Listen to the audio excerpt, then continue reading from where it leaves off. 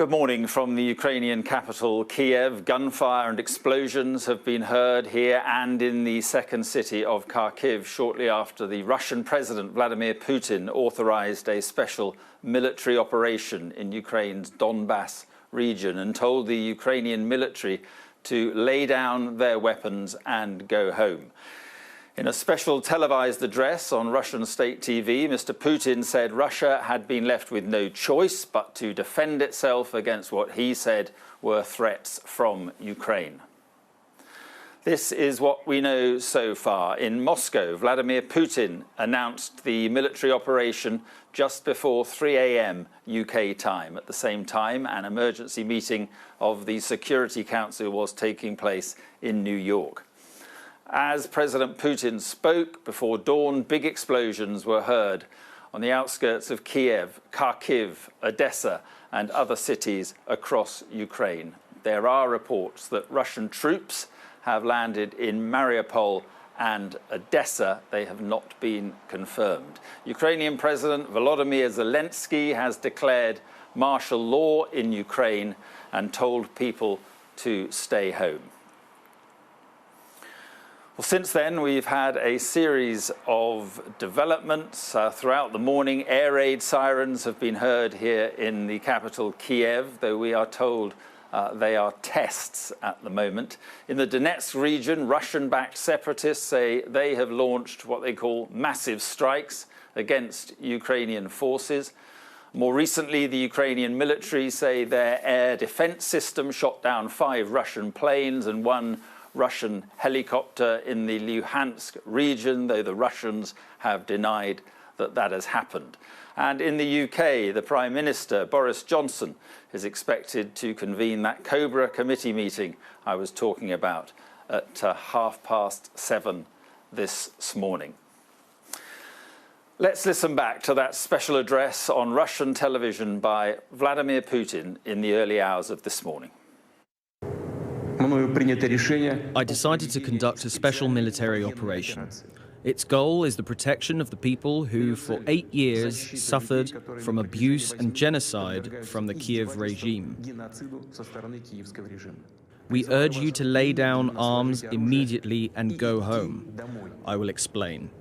All servicemen of the Ukrainian army who comply with this requirement can freely leave the area of military action and return to their families. Whoever would try to stop us and further create threats to our country, to our people, should know that Russia's response will be immediate and lead you to such consequences that you have never faced in your history. We are ready for any outcome. Well, a few hours ago, Ukraine's President Volodymyr Zelensky declared martial law here, and he urged citizens not to panic as Russia launched their military strikes. Let's take a look at what he said in a video posted on his social media channels. Dear Ukrainians, this morning President Putin announced a special military operation in the Donbass. Russia carried out strikes on our military infrastructure, on our border guards. Explosions were heard in many cities of Ukraine. We introduced martial law throughout the state. A minute ago, I had a conversation with President Biden. The US is starting to gather international support. Today, we need you, each of you, to be calm. If possible, stay at home, please. We are working. The army is working. The entire security and defense sector of Ukraine is working. I, the National Security and Defense Council, the government, will be in touch. Soon I will be in touch again. Do not panic. We are strong. We are ready for everything and we will defeat everyone because we are Ukraine. Glory to Ukraine.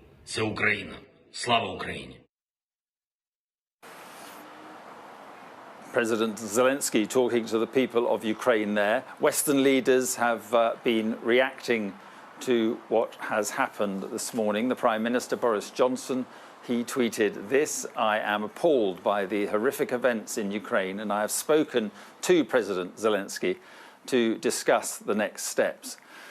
President Putin has chosen a path of bloodshed and destruction by launching this unprovoked attack on Ukraine. The UK and our allies will respond decisively. In the United States, US President Joe Biden said the prayers of the entire world are with the people of Ukraine as they suffer an unprovoked and unjustified attack by Russian military forces. Mr. Biden said President Putin has chosen a premeditated war that will bring a catastrophic loss of life and human suffering, and that the world will hold Russia accountable. The US President says he will be monitoring the situation from the White House and will continue to get regular updates from his national security team. He says he will meet with his G7 counterparts in the morning. In Europe, European Commission President Ursula von der Leyen says, in these dark hours, our thoughts are with Ukraine and the innocent women, men and children as they face this unprovoked attack and fear for their lives. The Ukrainian Foreign Minister Dmytro Kuleba has urged the world to act immediately, warning that the future of Europe and the world was at stake. He's called for devastating sanctions, as he put it, on Russia now, and for Russia to be fully isolated. He also called for more weapons, equipment, financial and humanitarian assistance for Ukraine. The German Chancellor Olaf Scholz said Russia must stop this military action immediately. Today, he said, we will coordinate closely within the framework of the G7, NATO and the EU. Mr. Scholz added, this is a terrible day for Ukraine and a dark day for Europe. So, let's have a look at the map that shows the rebel-held areas of Donetsk and Luhansk. There we are. That's the center of all this, down in southeastern Ukraine's Donbass region. Earlier this week, Russia recognized the regions as independent from Ukraine and signed friendship treaties with both of them. Ukraine considers them, and the UN considers them, temporarily occupied territories, but Russia say they are theirs, and they annexed Crimea. And to the south of Donetsk is Mariupol, which lies outside of the rebel-held area. But this morning, reports of at least 2 blasts have been heard in that city. So clearly, a lot of action going on down there. Deborah Haynes is with me, and so Deborah, I mean, we could see there the map of Donetsk, and a lot of action clearly going on there, and this was the justification used by Putin. But just give us, as you know it, what is happening in this country.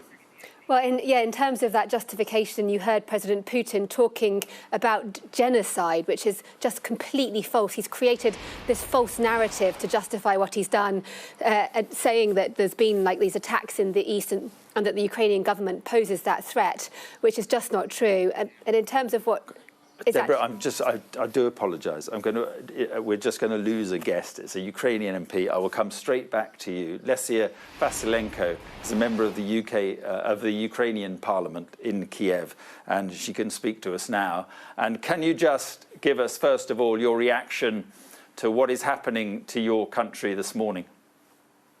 Okay, well, first of all, I'd like to say that it's not separatist-held areas or whatever the terminology you were using. These are Ukrainian territories which are occupied today, not by separatists, but by Russian armies, irregular forces of the Russian military, and also regular Russian military, which has broken Ukrainian borders, which is bombing Ukrainian airports, and which is literally marching onto Kyiv and other cities. So this must be very clear. We're not talking about any kind of civil war or any hints at civil war. Literally, Ukraine is at war, a war which was declared by Russia at 5 a.m. this morning, Kyiv time officially, and 3 a.m. UK time, but also a war which has started several hours before that, when the first shellings of eastern parts of Ukraine have started.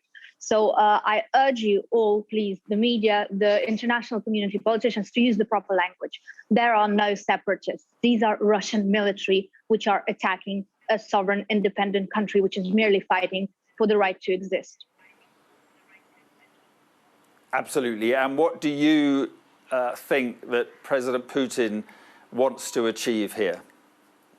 Well, it is clear he doesn't want Ukraine to exist as is. He is either going to destroy our country physically, or he is going to destroy us politically by putting pressure now on the people, keeping the people in fear, and making sure that the politicians like myself come into parliament and vote for ridiculous decisions, saying that Ukraine will never be part of NATO, saying that Ukraine admits that Crimea is Russian, and whatever other complete madness that he has in his mind in order to rebuild his Russian empire. And this is the crazy world that we live in today. Just this morning, I've been up since 5:30 a.m. Kyiv time. And at 7 a.m., I was already in the Rada, prepared to vote for the martial law. And we voted the martial law in. Ukraine is in a state of war, a war declared by Russia on Ukraine, and which started back in 2014 with Russian aggression.